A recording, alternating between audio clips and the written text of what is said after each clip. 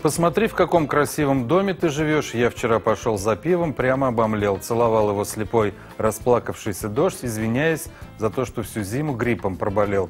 Доброе утро, уважаемые телезрители. Вы, конечно, узнали замечательные слова замечательного человека Олега Митяева, который сегодня в гостях нашей программы. Очень много песен связано и с нашей жизнью, и с прошлым, и с сегодняшним настроением. Олег Митяев идет с нами по жизни уже не одно десятилетие, оставляя за собой прекрасный шлейф романтических воспоминаний. Лирика и романтика – это разные вещи. Что романтики, они придумывают такой вот какой-то другой мир, им не нравится вот это все. А лирики, наоборот, поэтизируют окружающую действительность. То есть вот им все нравится как раз. И дождь, и снег, и бревна сверху. И все вот оптимисты.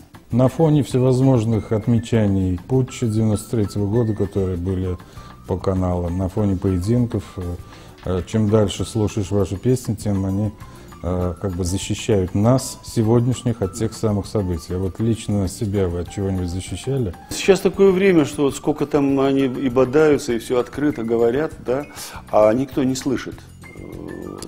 Как-то, видимо, кто-то делает свое дело, а куда мы идем, непонятно.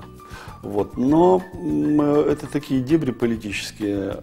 Меня гораздо больше интересует какой-нибудь снег или дождь в 93-м году. И дружба, и любовь.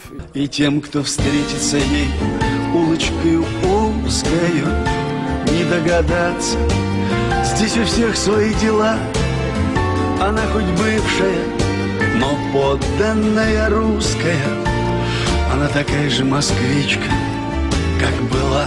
Для многих такие ваши песни, «Лето маленькой жизни», естественно, и «Крепитесь, люди», и «Как здорово» стали уже почти что социальным явлением. Хотелось бы, конечно, написать «В ополе береза стояла» и «Ой, мороз, мороз», тогда бы вообще было здорово. Но никто не помнит авторов этих песен.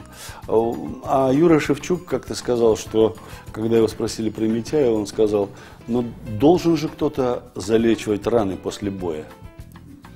То есть в этом определении какое-то есть такое сермяга. С добрым утром, любимая, крупными буквами. С добрым утром, любимая, не жалея белил. И лежит нелюдимая надпись «Огни маня», и с луны различимая из окрестных светил.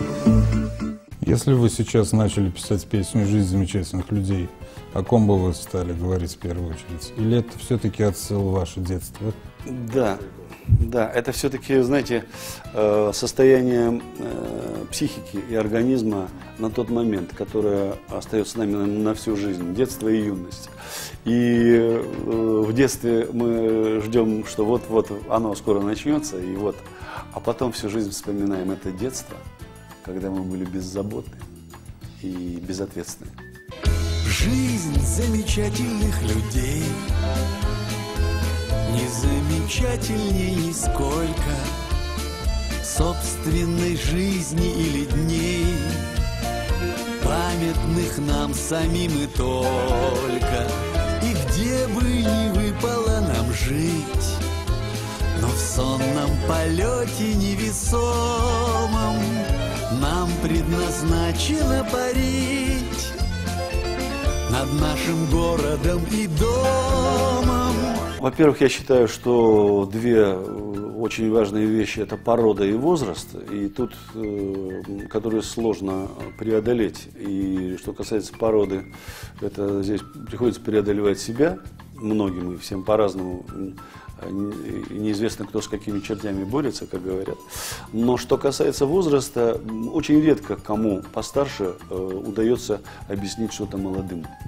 Это невозможно, только когда ты прошел это, или это ровесник. И чаще всего друзья-то остаются с юности, с молодости, они так по жизни и идут.